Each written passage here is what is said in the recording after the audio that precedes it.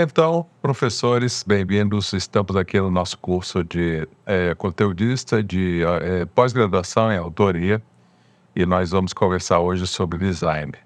Design educacional, design institucional. Nossa disciplina é específica, vai além do que o conteudista faz.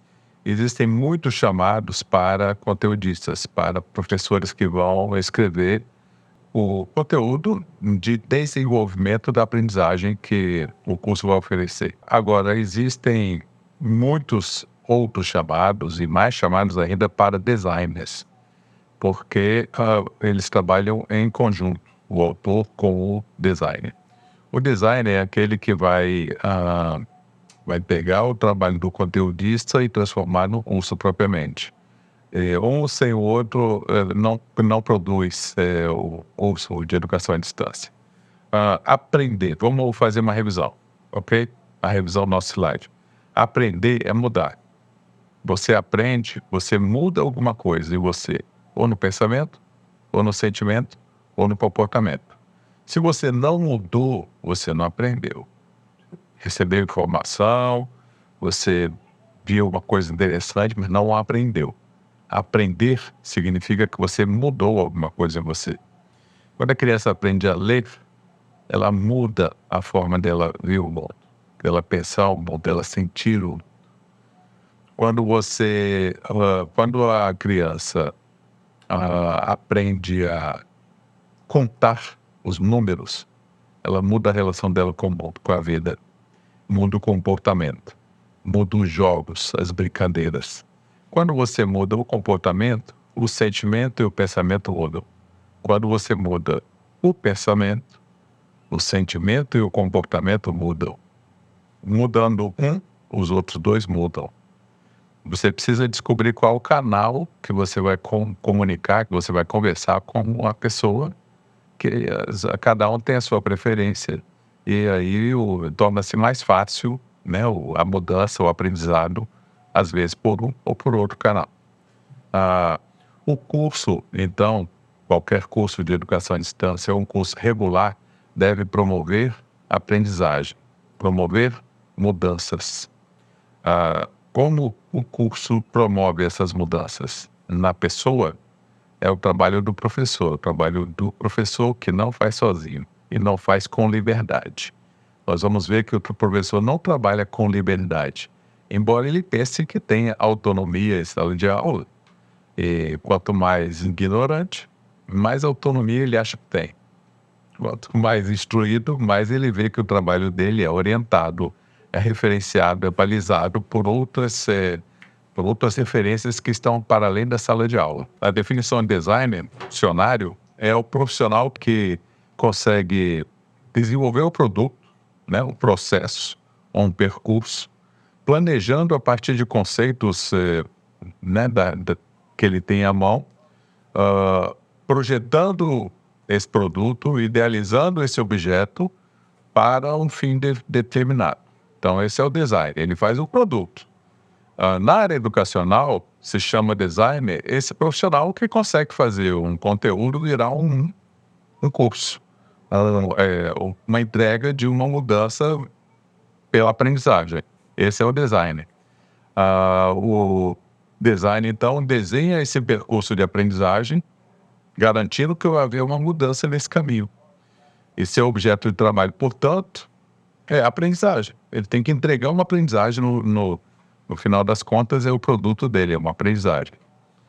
O design, então, é esse profissional.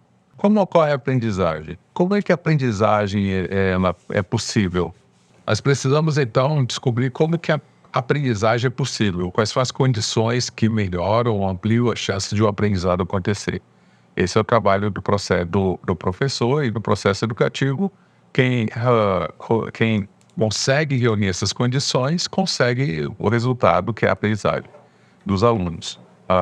No processo regular de ensino, né, todos deveriam estar organizados, interessados em cumprir esse objetivo de desenvolver a aprendizagem do aluno. Quem nos ajuda com isso são as teorias da aprendizagem. As teorias da aprendizagem Elas são disciplina, né, da formação do professor, nos cursos de licenciatura, nas pedagogias. Não recebem muita importância. Normalmente elas são, conteúdo, né, do concurso que seleciona professores para as redes públicas, rede municipal, estadual.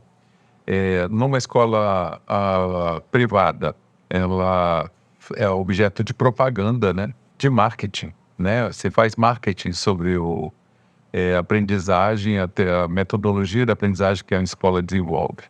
Então uma escola se diz piagetiana, a outra se diz Montessori, e a outra se diz tradicional, e a outra construtivista, né. Então, isso está se referindo à teoria da aprendizagem que aquela escola explica para, organizar o seu processo de aprendizagem que está sendo desenvolvido ali com os estudantes.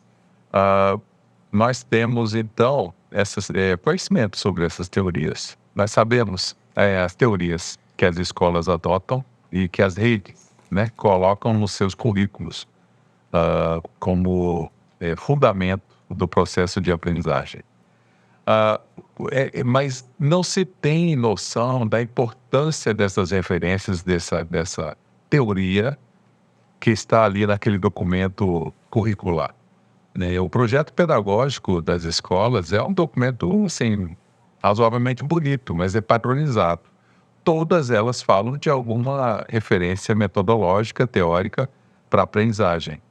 E muitas delas falam, autores conhecidos, né. Então, assim, o o que a gente conhece, o que tem de mais comum, né, é a escola se dizer, construtivista, ter como referência alguns autores, né, como esses aqui que eu vou te mostrar, como, Piaget, Ausubel, o Vallon, Vygotsky, muito citado.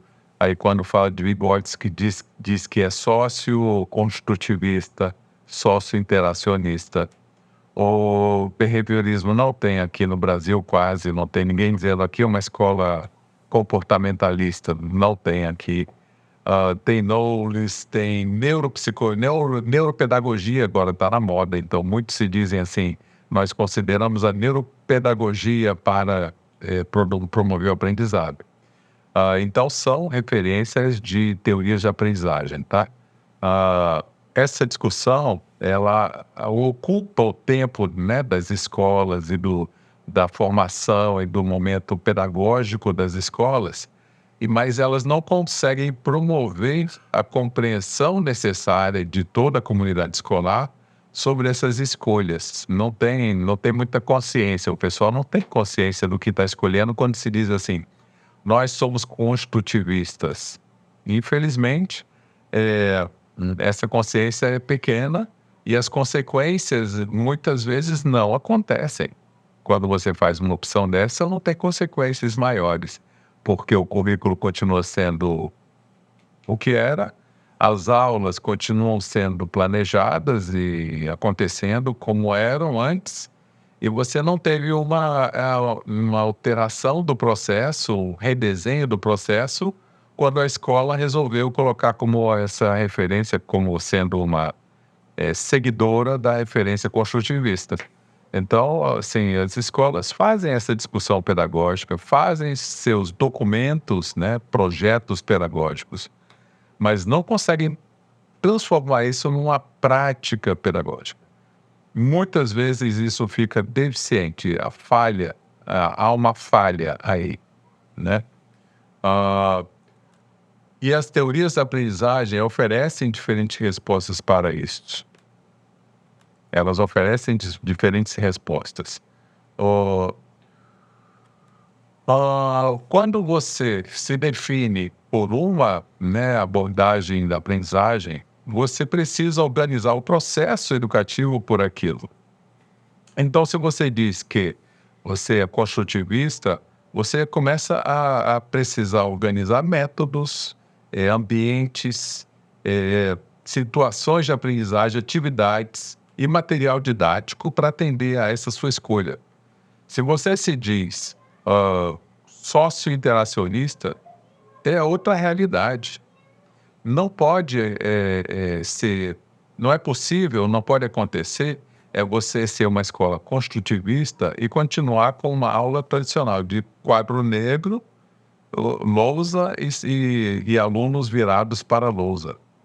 Se você tem essa sala de aula, ela é contraditória com uma opção construtivista ou sócio-interacionista. Sócio-interacionista é mais contraditório ainda. Sócio-interacionista é aquela sala de aula onde os alunos precisam estar em grupo, olhando uns para os outros, trabalhando uns com os outros. A escola de Vygotsky, sócio-interacionista, ela precisa proporcionar a interação entre eles para que aconteça o aprendizado. Então, como é que você proporciona a interação entre os alunos se você coloca uma lousa e os alunos sentados virados para essa lousa? Isso é contraditório, certo? O construtivismo, por sua vez, pede outras condições.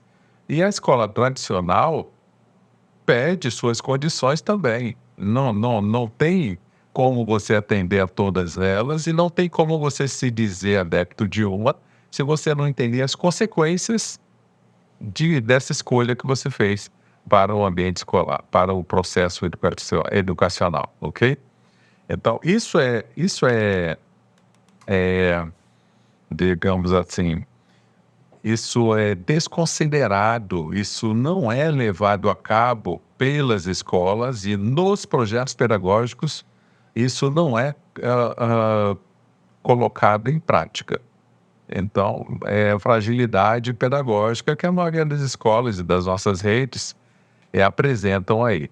O resultado disso é um processo de ensino confuso, né, pouco objetivo, é um processo que tem fragilidade, né, metodológica, e aí o resultado acontece na avaliação. Você vê uma aprendizagem frágil, uma aprendizagem incompleta, uma aprendizagem que está em processo, mas não se consolidou para aqueles alunos. Quando a escola tem clareza sobre isso, quando a escola tem uma organização pedagógica que permite a ela selecionar uma orientação metodológica e criar os recursos para colocá-la em prática, aí você vai ver uma escola diferenciada, com resultado diferente. Você quer ver onde encontra-se isso? Muitas escolas privadas. Por quê? Porque a escola privada imprime uma orientação, né, que vem da direção, e coloca essa organização para ser seguida pela sua equipe de docente, de professores. Então, a escola não é um processo tão democrático, não há uma diluição do poder, existe uma concentração do poder, e isso facilita, favorece a coordenação de uma ação orientada por uma metodologia. Então, numa escola privada, essa orientação pedagógica é mais clara e mais prática, é mais fácil encontrá-la sendo colocada em prática.